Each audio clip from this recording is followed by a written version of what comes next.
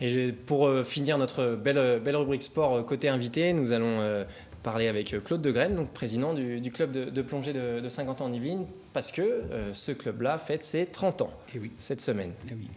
La semaine prochaine, le 20 octobre précisément, à la salle des fêtes de Maurepas.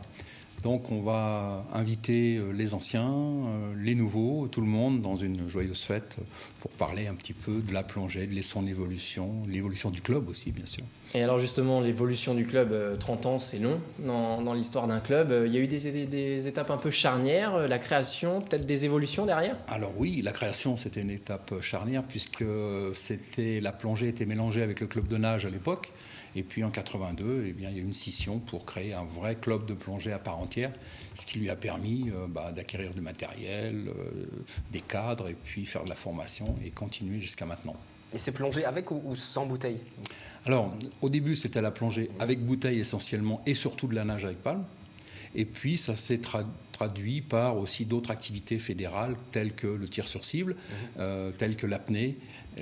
Voilà, plein de choses. Je vous pose cette question précisément sur l'aspect peut-être plus technique, parce qu'en 30 ans, on imagine aussi que les techniques ont évolué. Ça a fait évoluer la pratique de votre discipline. Alors, les techniques ont évolué, et aussi la technique, c'est-à-dire le matériel, ça qui a beaucoup apporté pour pouvoir faire de la plongée à des jeunes, avec du matériel plus léger, plus adapté, et aussi pour les femmes, puisque il y a quelques années, les femmes devaient se contenter du matériel homme, et maintenant c'est du matériel adapté dans la complexité. On voit les photos un peu de l'évolution du club et des techniques. Voilà, là, ça c'est les vieux 100 km de la Loire, puisqu'il y a aussi la nage avec palme sur 100 km, on passe une journée dans l'eau, c'est compliqué. Les moyens techniques ont évolué, mais les attentes des pratiquants ont peut-être aussi changé, non ?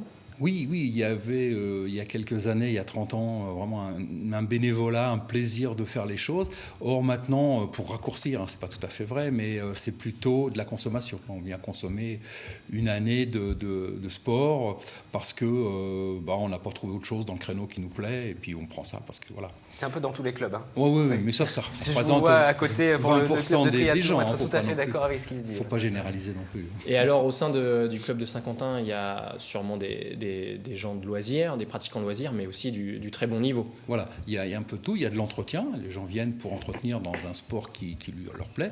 Et puis aussi, il y a du haut niveau. Alors, dans la plongée, il n'y a pas de haut niveau parce que ce n'est pas un sport de compétition, on va dire ça comme ça.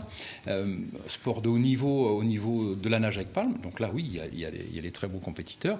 Au niveau du tir sur cible, je pense qu'on aura l'occasion peut-être d'en reparler un peu tout à l'heure. Et puis de l'apnée, où là, effectivement, c'est un sport de compétition à part entière. Et justement, ce week-end, il y a un très beau trophée, le trophée Galliero-Lecomte, qui arrive bien avec l'anniversaire. Tout à fait.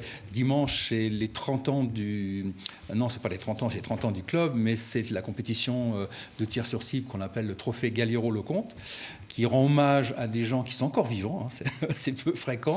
Et ils en sont très contents d'ailleurs. Ils ont été longtemps des gens du club, des moniteurs, des encadrants et des compétiteurs de haut niveau, puisque jusqu'au championnat du monde en Russie. Et donc on leur fait honneur en ayant créé ce trophée, qui est une manche de la Coupe de France. Donc c'est fait partie du circuit. Et à l'heure actuelle, les structures, comment ça se passe ? Parce que pour la plongée, il faut de la place. Une piscine, ça suffit pas. Il faut pas seulement qu'une piscine de 25 mètres, j'imagine. Alors, comment je vais vous dire ça ? On a de la place, mais pas suffisamment, c'est clair. Surtout en créneau. Mais il y a tellement peu de piscines et tellement de monde qui veulent jouer dans les piscines que voilà, c'est pas facile à résoudre. Donc nous, nos créneaux, c'est le soir, parce qu'on est plutôt adultes. On aimerait bien des créneaux un petit peu différents pour accueillir les jeunes, parce qu'on ne peut pas accueillir de jeunes parce qu'on n'a pas de créneau. Mais bon, ça, c'est un problème lié à la piscine. Mais en tout cas, le club fête donc ses 30 ans. Une manifestation ouverte au public ? Vous allez fêter ça avec le public ou pas ? Alors, le public peut venir au moins à l'apéritif de bienvenue à partir de 18h à la salle des fêtes de Maurepas. Et puis après, vers 20h, 20h30, il y aura le dîner de gala qui est là plutôt réservé. Vous allez rester entre initiés, entre adhérents aux gens qui sont venus depuis longtemps. Qui ont construit ce club qui fête donc ses 30 ans. Merci d'être venu en plateau. Merci également au club de triathlon de Saint-Quentin. Et on finit la page de sport forcément avec des résultats. Avec des résultats, tout d'abord du basket. L'entente sportive des cheminots de Trappes débloque enfin son compteur victoire. Les Trappistes sont allés s'imposer ce week-end sur le parquet de Tourcoing sur le score de 72-60. De quoi se donner un peu d'air après l'incident de la semaine dernière dont on avait parlé sur le plateau au cours du match au gymnase Paul Maillet face à Berck. Dossier sur lequel la fédération n'a toujours pas statué. Là, il y a Affaire à suivre. certains spectateurs, on va les appeler comme ça, qui avaient ouvert des pseudo-supporters qui sont venus, qui ont un peu vidé un extincteur dans les tribunes. Interruption de match et la fédération n'a pas tranché. La suite des résultats du football. Oui, football, les féminines de Montigny, on continue à les suivre. C'est un petit peu plus compliqué lors de cette 4e journée. Elles ont résisté très très longtemps, les Inimontaines, aux assauts du leader Hénin Beaumont. Mais dans les dernières minutes, elles se sont inclinées sur un but de Marine Daffer. Les Inimontaines pointent désormais à la 9e place de Division 2, à 10 points de leur adversaire du week-end. Mais elles ont encore un match de retard, donc tout est possible pour raccrocher au bon wagon. C'est toujours du sport féminin, c'est toujours à Montigny-le-Bretonneux, mais c'est du handball cette fois-ci. C'est du handball, oui, mais pas une bonne nouvelle pour les joueuses de Montigny. La marche était un peu trop haute pour ce 3e tour de Coupe de France face à Octeville-sur-Mer. Les joueuses de Stéphane Paysan n'ont rien pu faire. Défaite 34-19, malgré une belle résistance et un beau match. C'était trop compliqué, 2 divisions au-dessus. Le petit Pousset n'a pas pu faire grand-chose. Défaite logique et anticipée par l'entraîneur qui était sur le plateau aussi la semaine dernière. Et nous l'avait dit, pas s'attendre à un exploit non plus. Et puis du roller hockey pour finir. Exactement, roller hockey. Les Shucks continuent leur belle lancée après la première journée et leur première victoire. Une seconde consécutive face à Maison Lafitte. Ce week-end, les Shucks se sont imposés sur le score de 3-2, malgré une très très belle performance du gardien adverse, une défense plutôt regroupée. Les joueurs d'Elancourt sont co-leaders de National 3 à égalité avec Aubergenville. Merci Anthony. Prochain point complet sur le sport lundi prochain à la même heure. Et juste pour conclure, vous avez décidé de nous emmener sur les pistes de BMX de Saint-Quentin en Yvelines. Oui, on va rouler, on va faire de la bosse. Le club de BMX organisait ce week-end une manche du championnat régional élite et amateur. Et il y a une nouvelle mode sur les pistes de BMX, c'est que les papas font du vélo avec leurs enfants. Reportage d'Alice Gastine et David Charpentier.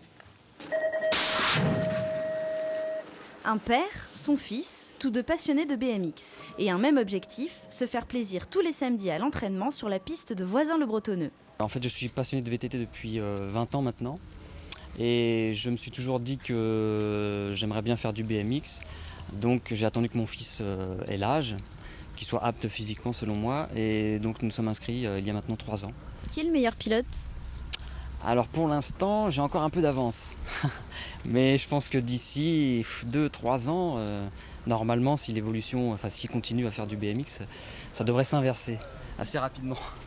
Comme il le disait, pour l'instant, c'est lui. Qui est le plus casse-cou ? Oui, j'aime bien le lancer quand même. Parce que sinon, si je reste comme ça va rien faire. Plus casse-cou ?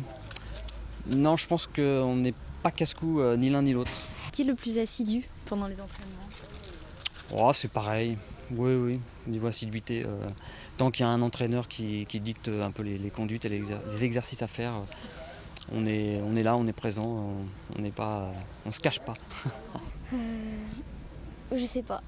L'aventure familiale ne s'arrête pas là puisque le petit frère de Théo, Sacha, 6 ans et demi, a rejoint la tribu BMX cette année. On se retrouve en famille et c'est toujours bien de faire apprendre à son petit frère et de transmettre quoi.